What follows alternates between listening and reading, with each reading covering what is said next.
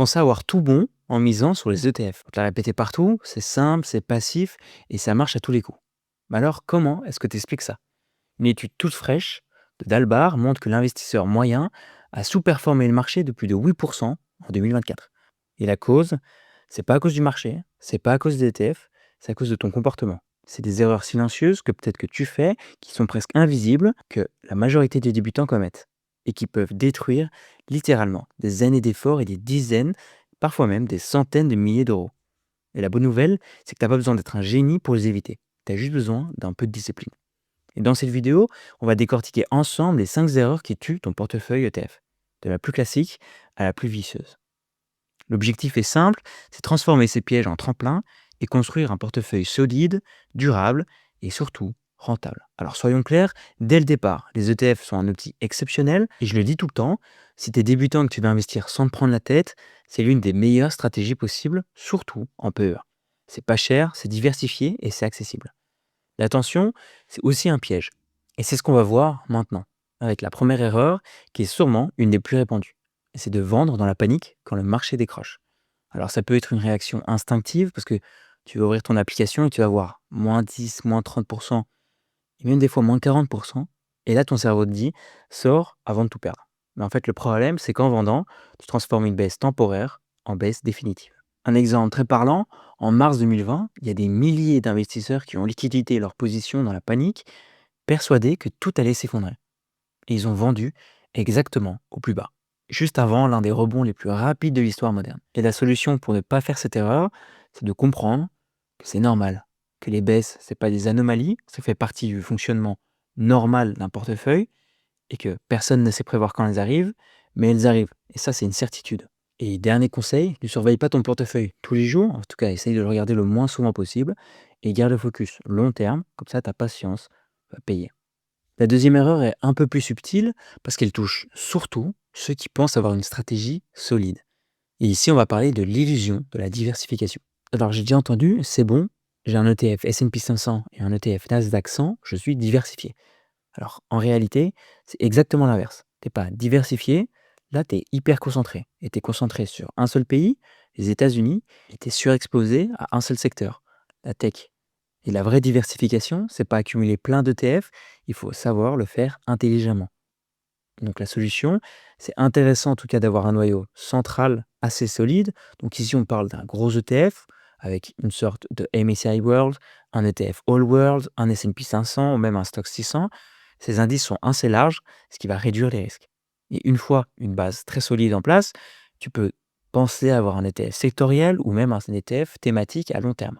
Ou même, tu peux aussi penser à te diversifier hors action, donc un ETF obligataire ou même un peu d'or. Ça peut stabiliser ton portefeuille lors des périodes un peu plus turbulentes. Donc l'essentiel ici, c'est pas de confondre collectionner des ETF avec être diversifié. Dans la majorité des cas, 2 voire 3 ETF bien choisis suffisent largement. Alors au passage, 90% des gens qui regardent cette vidéo ne sont pas encore abonnés. Alors si ce genre d'analyse t'aide, eh ben, n'hésite pas à t'abonner, ça aide énormément à la chaîne. Et la troisième erreur, et c'est probablement une des plus sous-estimées, parce qu'elle ne ressemble pas à un crack, elle provoque pas de panique, mais sur le long terme, elle détruit une partie énorme de tes gains. Alors évidemment, on va parler des frais. Quand tu choisis un ETF, un des premiers chiffres à regarder, c'est évidemment le TER, le Total Expense Ratio. Autrement dit, c'est les frais annuels prélevés automatiquement.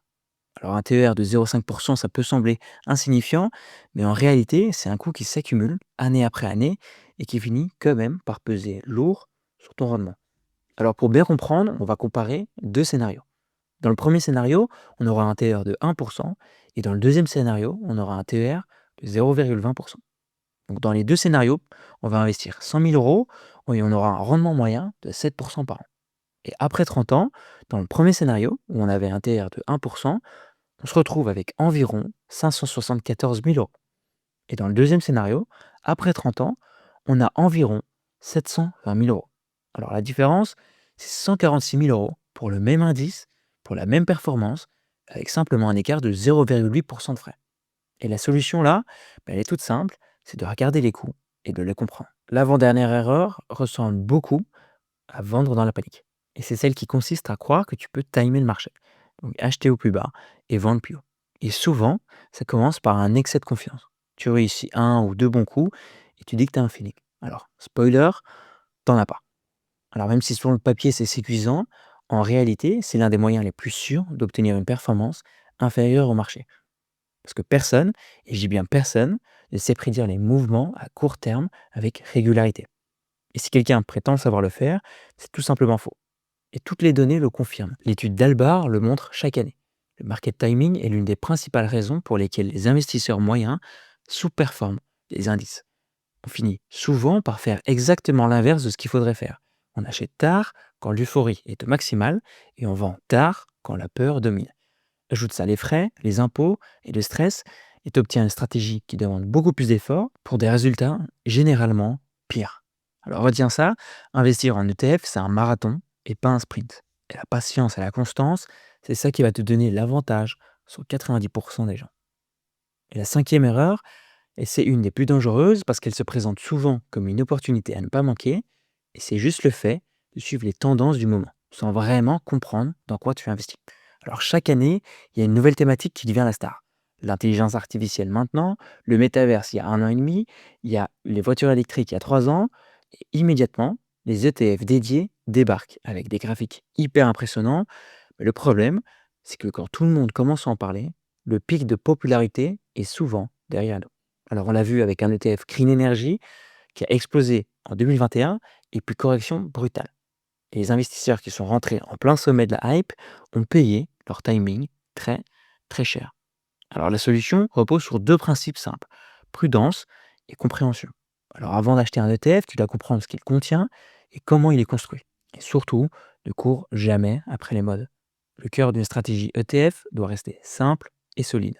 Donc, pour résumer les 5 erreurs, la première c'est vendre dans la panique, la deuxième c'est croire qu'on est diversifié alors qu'on ne l'est pas, la troisième c'est ignorer les frais, la quatrième c'est d'essayer de timer le marché, et la dernière c'est de courir après les modes. D'ailleurs, dis-moi en commentaire, est-ce que tu as déjà fait une de ces erreurs ou est-ce que tu as failli en faire une?